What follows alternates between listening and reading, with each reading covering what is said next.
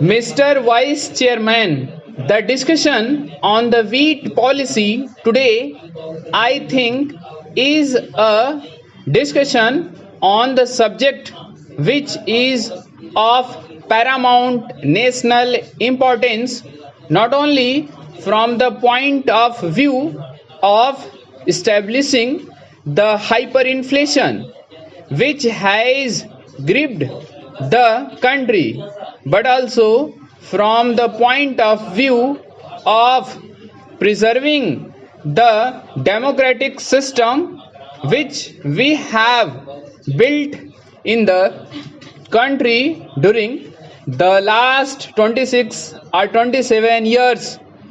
The food crisis and the mismanagement of the food economy during the last few years has created a situation which threatens to assume the proportions of a serious law and order problem in various parts of the country.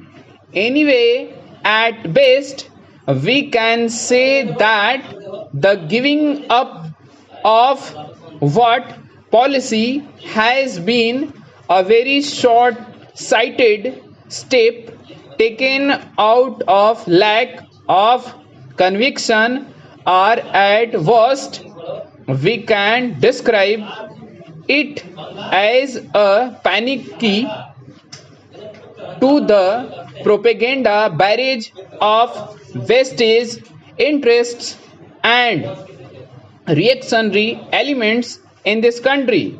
The Agriculture Ministry fixed a target of 8 million tons of procurement of wheat. It was an unrealistic target that was fixed. It was a target which was fixed on the assumption that rupees 150 crores which were provided for the crash Rabi program would be utilized properly, and the shortfall of 15 million tons in Kharif that year would be more than made good in the Rabi program.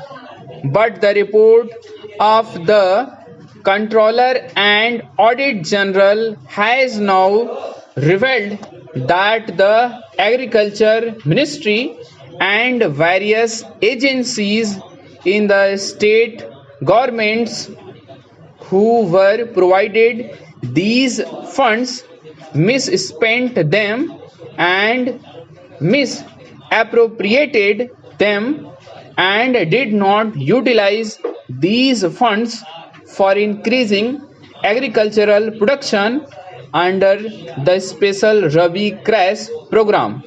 In fact, the money that should have been used for increasing agricultural production was used in some states for such unproductive activities like purchase of luxury motor cars.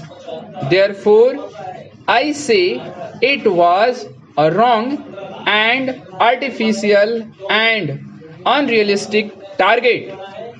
Secondly, from the very beginning, those who were in charge of administering this policy had no heart in it.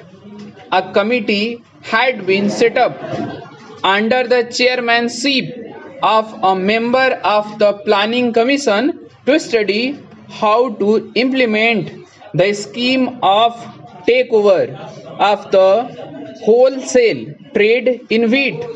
The committee made 17 suggestions as to how to make the scheme a success.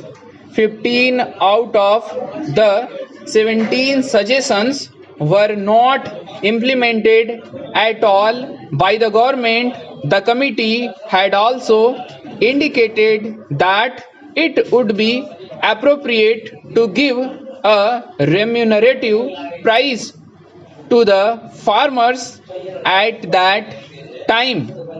If you remember, it was a period of acute scarcity in the country. The government had a stock of 9 million tons of food grains with it, and instead of preserving and distributing these 9 million tons through the public distribution system, they went on selling this stock in the open market at the rate of 1 million tons a month, and it was only when the stock had been depleted that they said they had stopped this whole process.